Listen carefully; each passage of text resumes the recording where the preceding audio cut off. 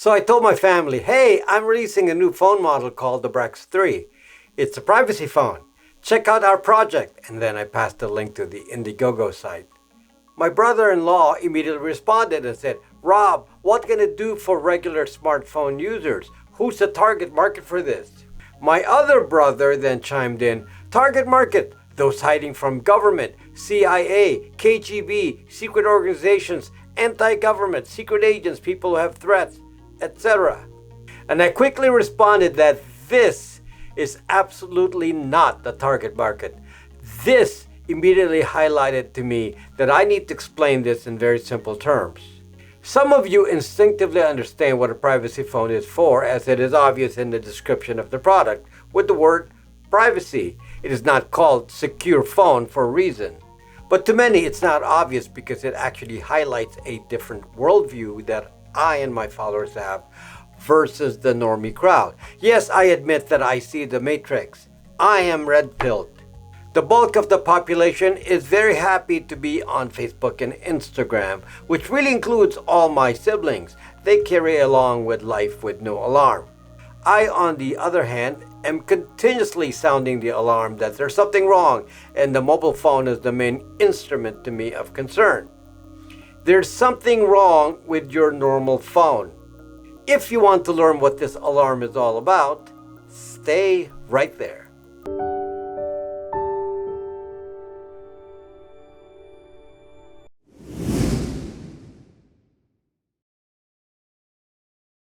I'll state this up front now. If you want to hide from the government, you'd be hard-pressed to find some phone for that, and the only real option to you is to never use a phone.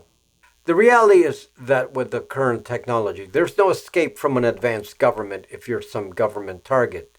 They'd spot you in an instant with voice print tech and be monitoring the phone of everyone you know. They'd have a target location in no time the moment you use it. So clandestine operators do not use phones. They have other tech. This is why it is not called a secure phone. I don't think there's such a thing with consumer technology.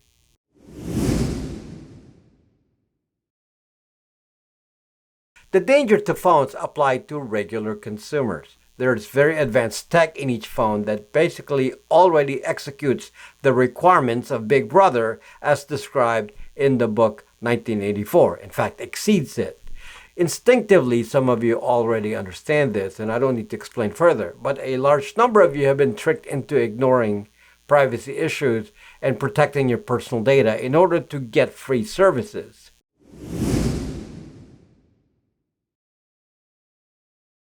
The main issue I push is privacy.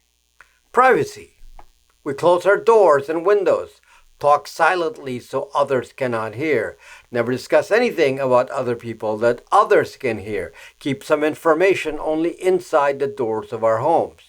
We all have secrets, family secrets, thoughts we keep to ourselves so we don't offend others or embarrass ourselves, or stronger opinions that we withhold publicly because some government may not like it. In America, we have free speech. Or we had free speech. That's been twisted now so that you can only be allowed certain speech before your devices start filtering things out. And that became possible when big tech started to know what you are thinking. That's from your absolutely most efficient surveillance device, your smartphone. Somehow big tech twisted reality when smartphones became the deal since 2007. Maybe it wasn't understood what these phones can do now, but the biggest victim of the phone today is privacy. Privacy is gone, at least when you use a normal phone.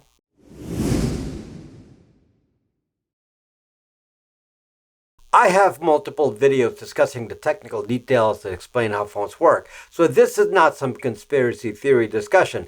People like me who are experts in tech understand how things actually work. I will just state the facts and you can research the background later if you're interested. For example, I have a recent iPhone 16 video which discusses some recent threats, and that video has over 1 million views. Let's dissect what a standard smartphone can do. I call the standard iPhone and standard Google Android, regardless of brand like Samsung, Pixels, LG, whatever, as normie phones. Normie phones, as the tech aware are realizing, are actually now full surveillance devices. They are always watching you. They are very powerful. These can know and record every click on the internet and associate it with your identity. You think you're watching your porn in private? Hell no. You think your emails are private? It is logged. You think your amorous conversations on Signal are private? Not anymore. Obviously, even your financial transactions are known by those using financial apps like in China, where cash is not used much anymore, where the phone is integral to these transactions. Normie phones know every location you've been in. In the case of Google, your locations are stored in a database they call the Google Sensor Vault. Apple knows your location to the inch, so it is even more advanced, and it knows who's around you. Forget the disinformation that you can turn off location tracking or somehow airplane mode can save you. This is normie nonsense and is not the real technology. The new Apple Intelligence is even more powerful because it has the capability to scan the content of your phone. The iPhone is equipped with other powerful tools like IR scanning to scan your environment, sensors to check for motion. Every use of any app is recorded and tabulated in a process called telemetry. This is true of billions of people using phones. This data is collected by big tech. They share some portion of this data with a host government like the USA or China, depending on where the servers are. To the vast majority of you, the response is, who cares? I have nothing to hide. Okay, so to highlight this, 1,000 people who participated in the January 6 riots in 2021 in the US Capitol have been charged in various court cases. Those 1,000 people were identified through the Google Sensor Vault, which is based on phone location data. How do we know this? Because that is the court evidence. But just so you can see that this can be weaponized against only certain populations, U.S. riots, which started in Minneapolis and spread to cities like Los Angeles, where I am, resulted in no arrests. So this selective use for political purposes appeases the masses since it's hiding the true capabilities. They use it sparingly to not cause mass panic. The basic fact is that some entity knows so much data about each and every person. Today, this is based on every action taken on the internet. This is not some theory. Your phone is a constant telemetry machine, and we can take standard Google Android phones, remove the Google telemetry code, and the battery lasts twice as long. So easily 50% of the activity on the phone is spent on transmitting your actions, locations, searches, and app use to the HQ of the OS creator, Google in this case. Now in 2024, they've upped the ante. People now have a tendency to use apps that have encryption, whether it be Signal or a WhatsApp. The establishment did not like this, so suddenly the phone itself now is equipped with AI that can watch the screen itself. Again, this is not conspiracy nonsense. My video on the iPhone 16 goes in detail about this tech, and it also applies to Windows. If someone is always watching your screen and recording keystrokes, do you realize that there is no actual encryption that's possible anymore? Thus, a modern normie phone is now on steroids in late 2024 to ensure that you have no secrets and allows encryption to be bypassed. They sell these concepts as a privacy feature because the AI is the one watching you, not a human, and your content never leaves the phone. This capability is called client-side scanning.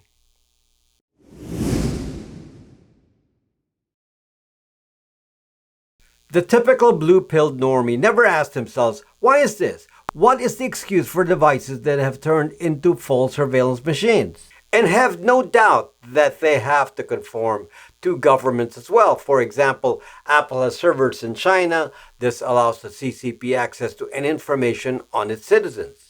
The US, of course, can get access as well since there is the US Patriot Act. But while governments are shown to get access to your actions and whereabouts, someone who's law-abiding and a conformist has nothing to hide. This person will never think or say anything against the government in power, although this begs the question of what are elections for. So you wouldn't care. I get that.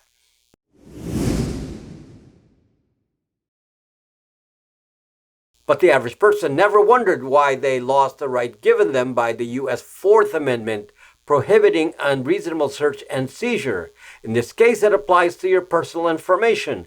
The founding fathers thought this was important, but big tech makes sure you don't think that. Police can't open the trunk of your car in a traffic stop, but apparently your personal data has no equivalent protection. Apparently warrantless surveillance is now okay. Really, I wonder about these useless laws in the Constitution. Who cares about the Fourth Amendment? Sounds useless, right? Yeah, normies don't understand it. They don't care as well if some government authority is scanning your phone secretly that you've just lost on the Fifth Amendment too, because anything you say to yourself on your phone will be used for self-incrimination. In fact, even many supposedly democratic countries like Australia and New Zealand inspects your phone as you enter the country. Even the US is known to do this too, especially if you're not a US citizen. But then there's this other US amendment that is actually affected the most and the subject of my last video. The First Amendment, the right to free speech. In the UK, they just love the idea of knowing who said what on the internet, so you can be charged with a hate crime for having an opinion. What else is the connection between a phone and free speech? Well, it turns out, folks, that a phone is not just a phone that you use to entertain yourself. It turns out that the phone is a phone used to school you. By tracking your actions on the internet, big tech, like Google, knows your innermost thoughts. And Google decided that they will try to influence these thoughts through actions I already explained in my last video. They can control the messaging you see in your phone through techniques like message suppression, message amplification, powered by target marketing, and legitimized by authority. And again, not a theory. One of these projects is called the redirect method. And because I myself am censored, I'm not going to tell you which Google site has this information. At least not on YouTube. It's not a secret. It's pretty wide open. Google's actually controlling the information fed to you through various techniques like altering search results to even using AI bots to insinuate itself in online discussions. And you all eat it up because you think you're just having fun with your TikTok and Instagram. But companies like Google actually are trying to actively change world opinions and basically removing any speech that doesn't conform to an agenda.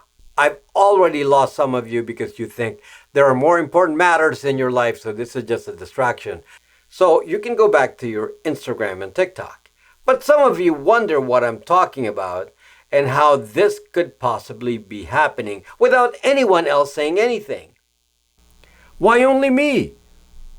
Well, it's not only me, but my message of fighting this control is in itself a censored topic.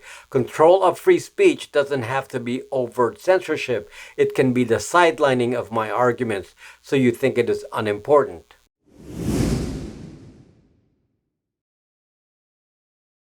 So what does this have to do with a brand new phone model or some other similar alternatives called the Google phones? Well, the fact is that we discovered for many years now that certain phones can eliminate the surveillance being done by phone operating systems and apps. When you substitute a normal OS on a phone like Google Android with an open source version, things change. Open source means that programmers can examine the programming code to see if there's any spyware that allows some external company from spying on a user.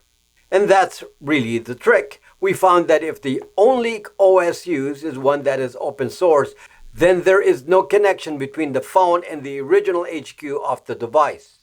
Unfortunately, there is no substitute OS for an iPhone, so the only solutions for iPhones is to dump them.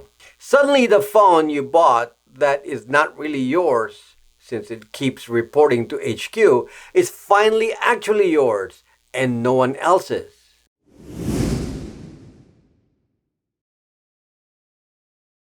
These kinds of phones, which I'll just call a privacy phone, starts off with no identity. There is no phone login like you have with a normie phone. This is key. You don't log into Google or Apple to use the phone.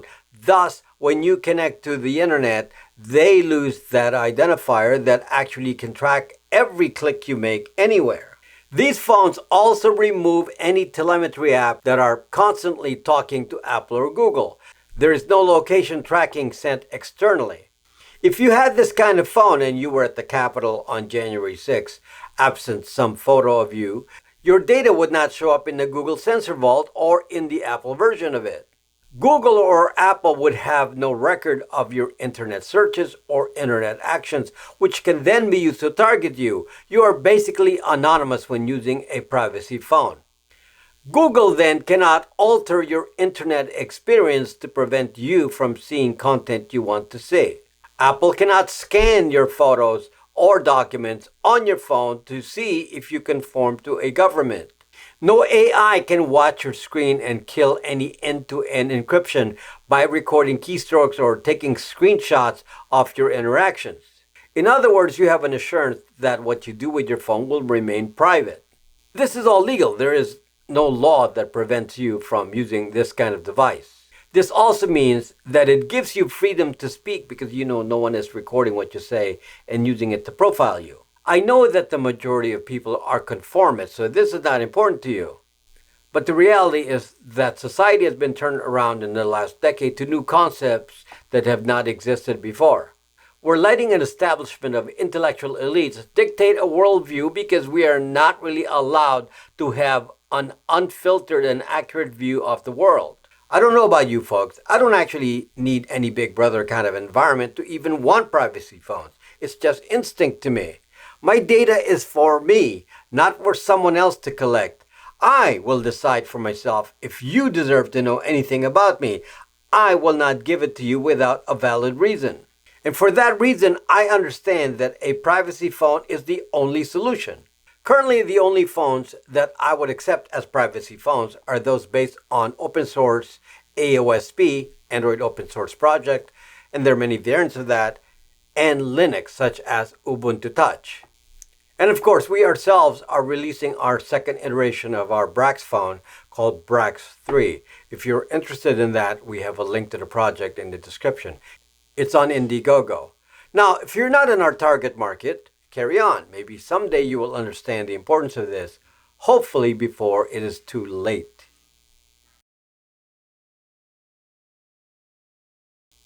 Folks, if you're interested in learning about privacy, we have a community of people in our site on Brax.me. Come visit us there and join the over 100,000 people discussing privacy issues daily. Also, check out our store there with products such as the Brax Virtual Phone, Brax Mail, Bytes VPN, phones, routers, and other services. These products support this channel. The Brax 3 phone is on Indiegogo, and you can check the link in the description. Thanks for watching, and see you next time.